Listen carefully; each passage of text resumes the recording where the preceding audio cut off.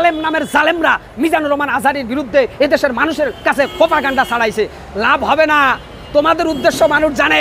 মিজানুর রহমান আজহারী কথা বলে কোরআন থেকে, মিজানুর রহমান আজহারী কথা বলে নিজের বিবেকের চেতনা দিয়ে, মিজানুর রহমান আজহারী কথা বলে দেশ গঠন করার জন্য, সমাজ গঠন করার জন্য। মিজানুর রহমান আজহারী কথা বলে দলে দলে মানুষকে ইসলামের আলোর পথ দেখানোর জন্য। তোমাদের মতো তেলবাজি করা মিজানুর রহমান আজহারীর মতো আলেমের কাজ ছিল না বিদায় তোমরা উনার বিরুদ্ধে লাগছো।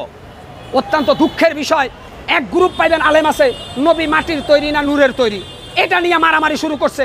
মিজানুর রহমান আজহারী বলছে যে ভাই, কবরে যাওয়ার পরে কেউ জিগাইবো আপনারা ফেরেশতারা যে নবী নূরের তৈরি না মাটির তৈরি, তাহলে এটা নিয়ে কেন কিলাকিলি করছেন? আপনি কেন নিজের আমল তৈরি করছেন না? নবী নূরের তৈরি না নবী মাটির তৈরি, এটা নিয়ে আলেমরা একটা কাফের ফতুয়া দিতেছে। মিয়া, এগুলা সব ইসলামের চূড়ান্ত দুশ্মন। আজকে আমরা তো আলেম না, আমরা এই কথাগুলো পেয়েছি মিজানুর রহমান আজহারী, আমির হামজার মতো বিশিষ্ট আলেমদের কাছ থেকে।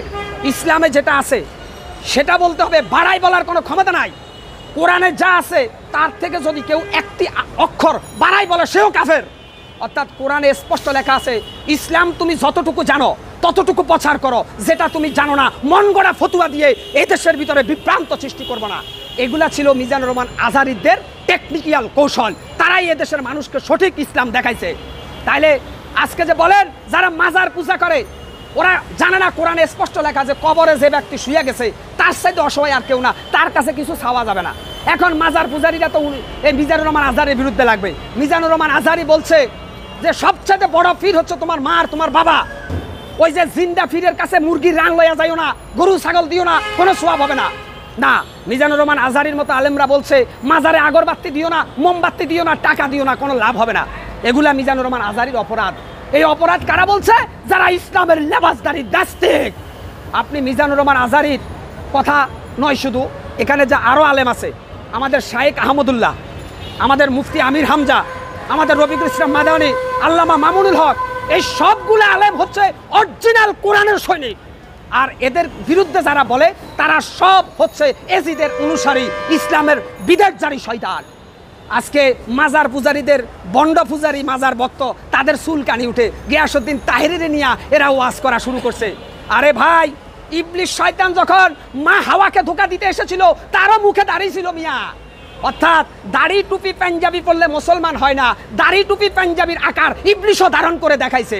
তোমরা যারা দাড়ি টুপি মাথায় দিয়া ইসলামের বিরুদ্ধে ভুল অপব্যাখ্যা দাও, তোমরা ইবলিস শয়তানের জন্ম, তোমরা মুসলমান হতে পারো না।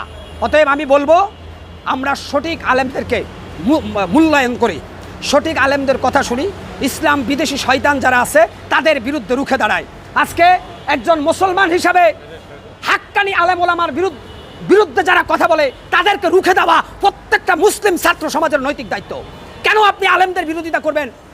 আপনি দেখেন, একজন মুসলমান জন্ম থেকে কবর পর্যন্ত প্রত্যেকটা জায়গায় আলেমের প্রয়োজন। কিন্তু অত্যন্ত দুঃখের বিষয়, শেখ হাসিনা 16 বছরে বাংলাদেশের আলেমদেরকে সবচেয়ে বেশি নির্যাতন করেছে। মিয়া, কোথায় রাখবো এই কষ্ট আমরা?